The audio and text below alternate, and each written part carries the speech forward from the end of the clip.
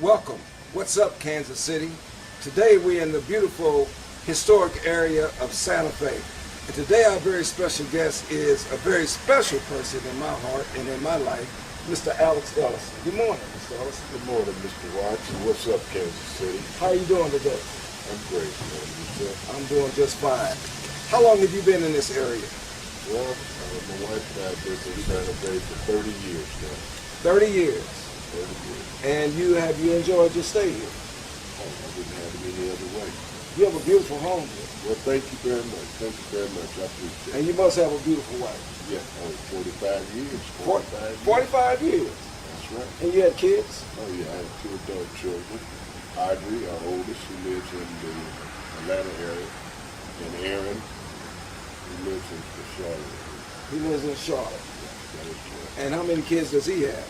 Well, I have a total of 4 grandkids. Audrey has 2 kids, Amon and Riley, who happen to be the 2 oldest of the grandchildren. And then Aaron has Aiden and Austin, 2 boys to carry on the AE legacy. Very good, very good. Well, Alex, tell us, who are you? Well, I figured people could call me the down home boy. Graduate of Central High School, Rockhurst College, prior to it being a university. Been actively involved in the community over the years. Served on the school board from 90 to 94. Served on the Jackson County Sports Authority, the YMCA board, Linwood, and I've been on numerous boards and committees throughout my adult life. Well, tell us a little bit about your involvement in those organizations. Well, as a school board member, it was during the desegregation order, and basically I served the 4th sub-district and felt that my term on the board was well spent. I tried to do the right thing all the time, making sure that all the I's were dotted and T's were crossed, and then Central Office brought stuff before the board.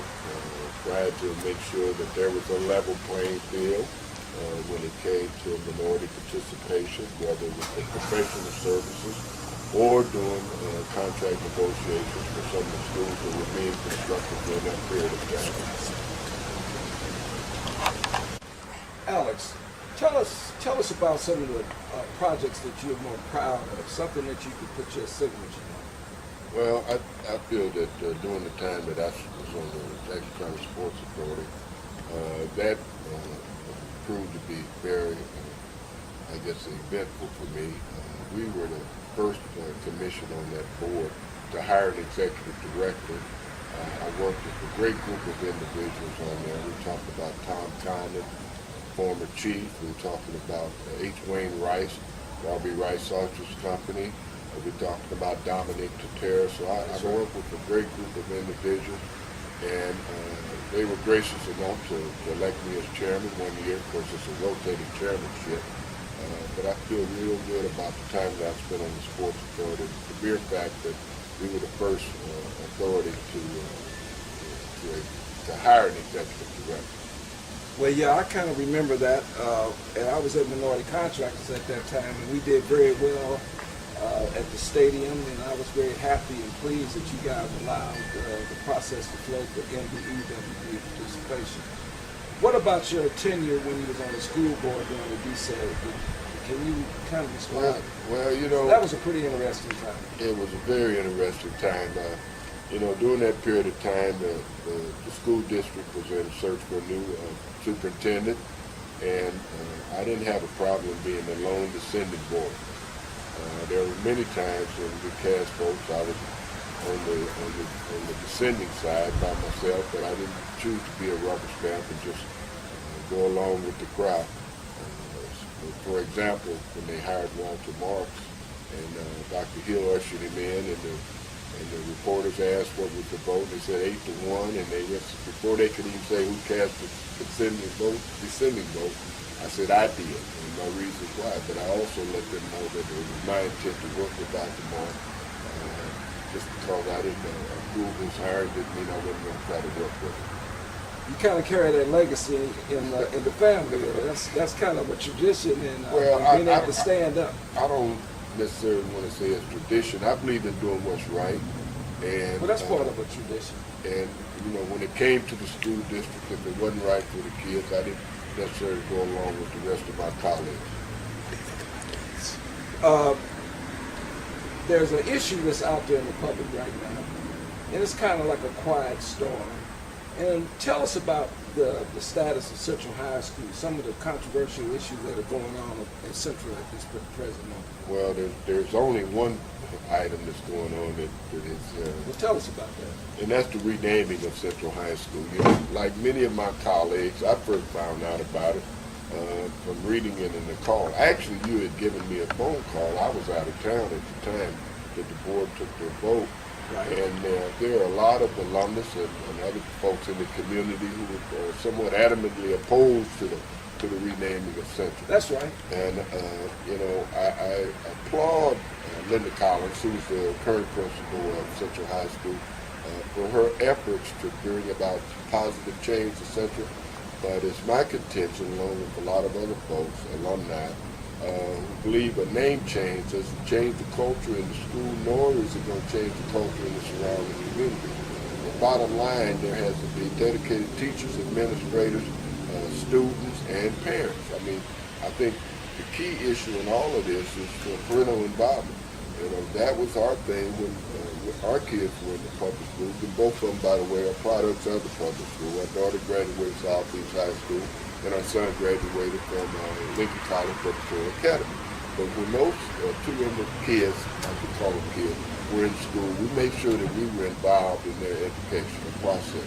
I mean, even though both of them did quite well in school, a lot of times we would attend SAC meetings or parent-teacher conferences, and teachers would say, well, we didn't need to be there because our kids were doing fine. I said, we need to be here because we want to let you know we're involved in the education of our children. So to me, that is one of the key factors in the education of any child, is parental involvement. So you can change the name, but that's not going to change how the student performs in the classroom or the culture in that school. So, the board approved the memorandum request that was submitted by Dr. Collins. And there may not be a whole lot to be done about that now, but if the process, and I say if the process was not followed, and then I'm talking about board and district policy, then it can be revisited.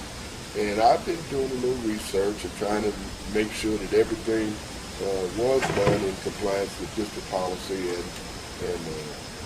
and board policy, and I'm somewhat astonished to find out in talking with 3 board members and then receiving an email from another that one board member didn't even know that there was a policy that addressed the renaming of schools.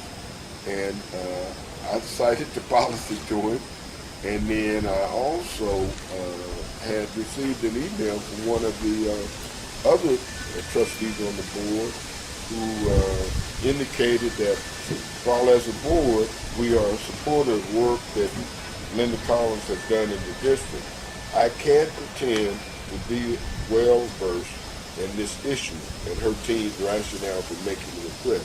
Now, as a board member, first of all, I wouldn't have put anything like that in writing.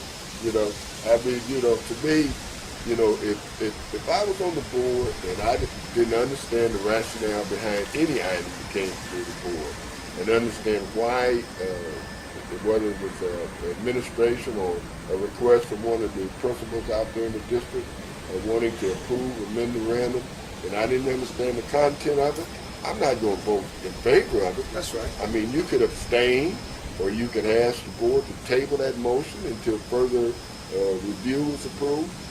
So I think that there are some questions as to the approval of that particular memorandum and whether or not it complies with both district and board policy.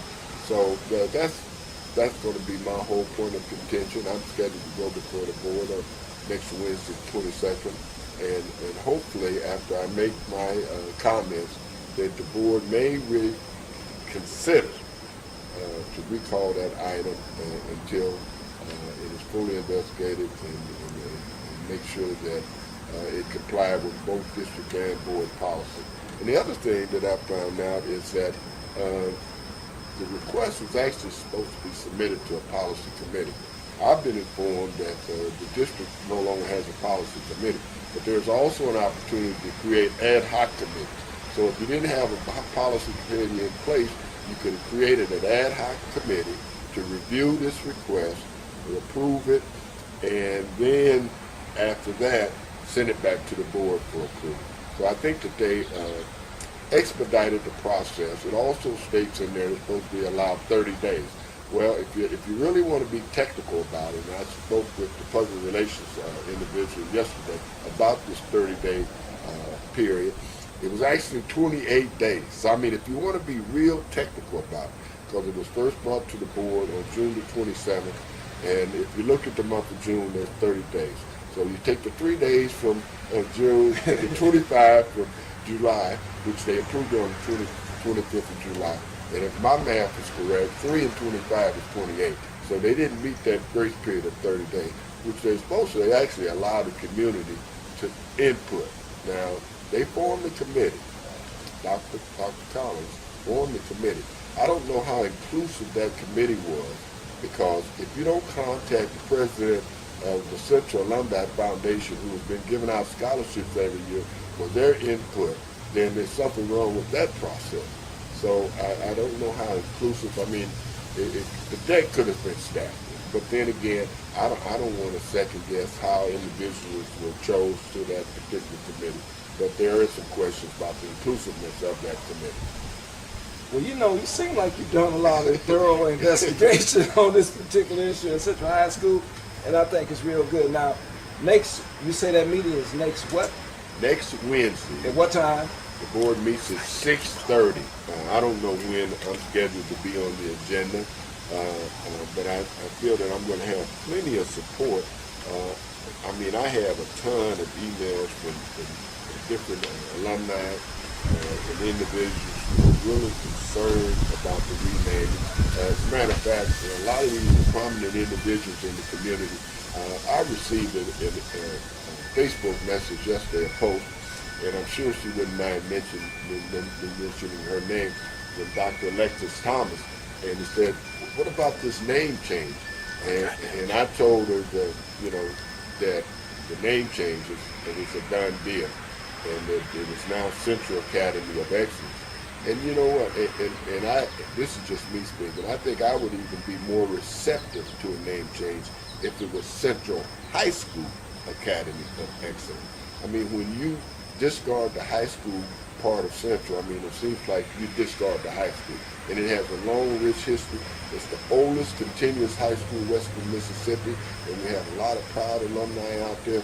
And I could go down the list. Moona Lee, track star, Central, former Olympian. We talked about Warren Jabali, who we utilized just a couple of weeks ago. I mean, a high school All-American, ABA player. Jack Bush, I mean, he has promise too. So there are a whole litany of individuals who were graduates of Central High School and are appalled by the renaming. Okay, now let's change the subject a little bit to another educational institution. What's your position on ACE? Well, African Center. I mean, I respect your opinion. Go ahead and tell us. Okay, you know, I think that ACE was doing a great job out there. I don't know all the particular details behind the district taking it over, but you know, if it's not broke, why fix it? You know, they were doing a good job out there from the very beginning, even when Audrey Ballard was involved. I mean, they have an excellent board of people like John Webster, and not knowing all the specific details of the district's decision to take that building back over. I think it had something to do with some payments that ACE owed the district. But, I mean, you know, come on, give me a break. You know, you're talking about trying to raise accreditation. You got an institution out there that's doing well with the students and their test scores, and then you want to take it over. So, I mean, it's just like the same old ball game all over again. I mean, much like when a new principal comes in, they want to change the way things are going. A new administrator comes in, a superintendent. You know, if it wasn't their initiative, then it's not any good. But, you know, I believe in that old saying that if it's not broke, don't fix it. So I was very supportive of ACE. I'd been out there on the campus. I got involved with one of the teachers out there that I've known for quite some time. As a matter of fact, I had introduced those individuals to a gentleman by the name of Dave Disney, who was the VP with Dunn Construction, trying to help them out in terms of, I guess, their workshop where they needed new tools and equipment in there. So, I mean, I think they were doing a great job out there at ACE, and I guess it's still out there to see what the district is going to do once they've taken it over with this school year. It sounds like we might have a problem with leadership at the Kansas City, Missouri School Board. Now, let me ask you this question here. This is something that you have a lot of passion about. Tell us about Warren Jabali Armstrong. Well, you know, I was shocked and taken aback when I first found out that Warren had passed. And to be quite honest with you, I think Carlos Nelson of Cascade Sports was the first one to notify me about that. And then after that, I had received several phone calls, so I just took it upon myself to call Greg Armstrong, Warren's brother, because I'm familiar with the entire family. I mean, when they moved from KCK over to the Missouri side. And when I talked to his brother Greg, I said, Greg, tell me it's not so. And then he said, yeah, it is. And then I went on to call Warren's wife, widow now. You know, Warren has some health problems a lot of people didn't know about, but, you know, most people knew about the exploits and accolades he received on the basketball court. But he was more than that, and I think that Kansas City's gonna miss him. He was a legend in his own time. I can remember when the press used to call him his first year the sophomore sensation, and he predated McDonald's All-American team, but he was a great magazine All-American, and probably one of the best ball players to ever lace up a pair of sneakers to come out of Kansas City High School. The Metro era. I'm going to include both the Missouri and the Kansas side. Give us a take on what you think about the Kansas City, Missouri Public School District and how it reflects on the African American community and how it reflects on the majority community, because we live in one city. You know, how do we come together for the excellence of our kids? Because it's all about the kids. Well, you know, I don't know if that's possible. And let me preface this by saying that was the reason for the deseg order, to bring about equality, if you will, in the school system in terms of the facilities and the student body. I mean, the whole goal, well, at least one of the goals of the deseg order was to bring about 60-40 in terms of the school population.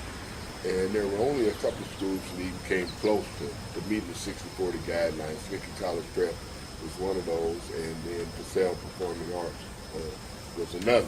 So, you know, the district went a long ways in trying to improve facilities and bring that up to a level playing field with some of the other school districts.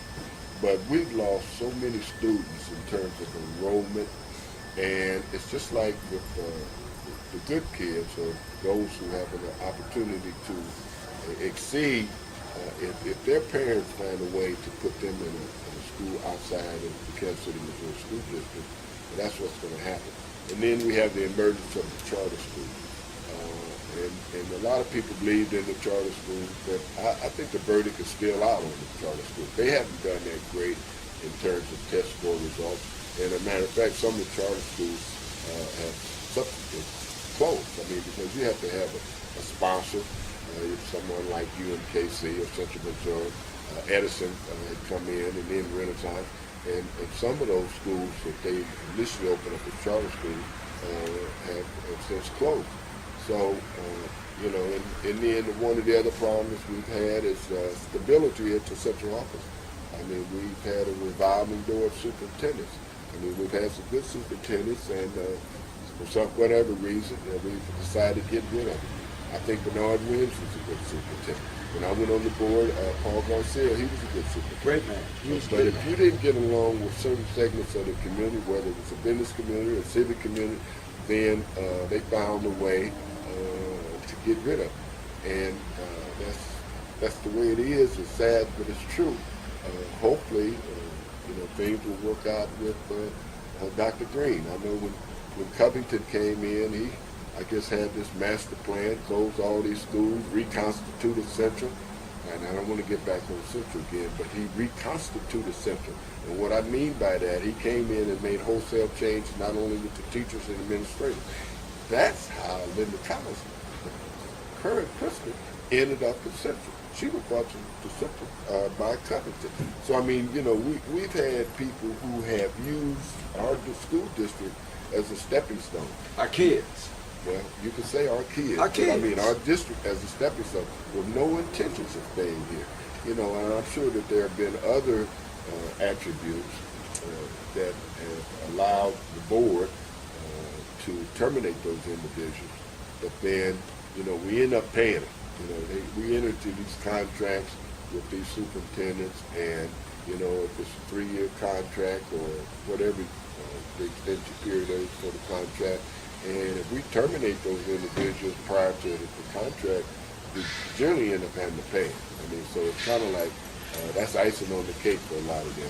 They move on to another position, another city, and they're still getting paid by the KCMSD. And I keep saying KCMSD, even though they've changed that. It's KCPS now. So it's just kind of difficult for me to Keep up with it. to catch on to what was KCMSD for so many years. Now it's KCPS, much like Central High School now being Central Academy of Excellence. And I know Central's going through a couple of name changes. I mean, it was Central Classical Greek and Computers Unlimited. But they had money then. They had teachers and they had money to work with. Right now, I think there are other priorities in the district and changing the name of the school, taking over a school such as ACE. The number one criteria right now, in my mind, if I was on the board, was regaining accreditation. Regaining accreditation. As a matter of fact, in tomorrow's call, and I don't want to, because I talked with Eric Wesson about some issues on this renaming, he's going to have a feature article in the call tomorrow about the accreditation process and what the district needs to do and how far they've come along and how much further they have to go in order to receive full accreditation. So, when I take on a project, I try to do my homework, and because I talked to the public relations person at the school district yesterday to make sure that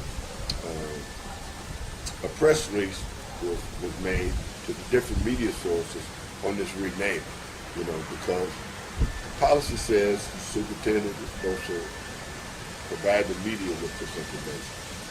And I don't know if all the media sources were contacted. I mean, I got a copy of the press release. It shows that, press release was made. But they would not tell me who it went to. So I called my friend Eric at the call and see if the call got it. And he said perhaps they did, but he wasn't sure. I called Denise Gordon over there at the Globe. And I mean, because in our community, those are two primary sources of receiving information, the Call and the Globe. I mean, it's not What's like, up, Kansas City, too? well, and what's up, Kansas City? But it's not like what the public relations person told me on the telephone. That's right. Well, this 2012 computers. Well, everybody doesn't have access to the computer. I mean, especially in our community. I mean, I've been fortunate enough to have my own computer at home, and I mean, an iPad and all that stuff. But how many people in our community have computers and know how to surf the web, to be able to get on different websites and find out information? I mean, ever since I've taken on this, I call it this crusade. I've been on the district's website. I've been on the links for the board and the policies and talking to individuals, and I call that doing the homework. Because I don't want to, if I go before the board and I make comments and statements, I want to make sure that they're accurate. And one of the things, and I'm still working on a lot of things, hopefully I'll have it all finalized. I'm pretty sure you will. Between now and Wednesday. And, when it's all said and done, it's just left up to the board. Well, Alex, you know what? Over the years, I've been very impressed with you as a person, and I think a lot of you, and you've given a lot of contributions to our community, and a good family man. It's one thing I've really been impressed by. We're getting ready to close this out. I want to hear your take on desire. Tell us about desire. Well, I guess got a lot of desire. You could put that in several different contents. And I guess the main, well, I won't say the main one, it's just the desire to move ahead. Move forward. Yeah, just like with Obama, move forward thinking. And I mean, pay it forward. I mean, so it's the desire to do better. I guess the desire to make sure that your kids are well educated, a desire for individuals to do well professionally, quote unquote, a desire just to have just the simple things in life. I mean, a lot of the simple things in life, just to have a shelter and to have food and be able to go to work and pay your bills. I mean, right now, that desire, especially in our community, with the unemployment rate and things, when you look at our community, start talking about unemployment, it's a lot higher than the national average. So, I mean, those individuals, a lot of those individuals have lost their desire to move ahead and to try to do things because they don't see any hope. And we need to bring about hope for those individuals. So, that desire to achieve, that desire to move forward, it's something that you have to have within you, and if you don't have that within you, I don't think that you can succeed. Well, ladies and gentlemen, we heard it from the best, Mr. Alex Ellison. Wait a minute, Ross. Now, let's not say the best. Well, you know what I've always tried to tell people, and this goes back even to the days that I was on the school board. I've been blessed. I don't proclaim to being able to serve on boards and do these different things because my name is Alex Ellison. I think if there's a higher calling who has blessed me to be able to do these things. So I want people to understand that clearly, that I've been blessed. And that's the reason I've been able to serve my community, serve my family, and do those right things. Well, let me say this. You're a very humble man, and we appreciate your humility today, and we thank you very much. We're in the lovely Santa Fe area of Kansas City, Missouri, a hidden jewel in Kansas City, Missouri. We have it very good on Easter truce, and we're very thankful and very blessed to be at your home today. Ladies and gentlemen, several months ago, I just found out about a product called Bisalis. And Bisalis is promoting a 90-day health challenge. My goal is to get fit, fight obesity in our community, and earn a BMW. There is a rumor that by 2030 in the United States, over half of the people in the U.S. will be obese. And that's one of my missions, is to fight obesity. But ladies and gentlemen, I always want you to get in contact with me. You can reach me at 816-728-1361, and we meet every Tuesday and Thursday at 6 o'clock in the Lincoln Building in the historical district of 18th and Vine on the 3rd floor. You're more than welcome to come and join this crusade to fighting obesity in our community. My website is www.vi.com. That's www.vi.com. That VI means Bisalis. And ladies and gentlemen, it's always a pleasure to come to you. And I'm very thankful and grateful to be here today with Mr. Alex Ellison. But always remember, to look sharp is to be sharp. And what's up, Kansas City?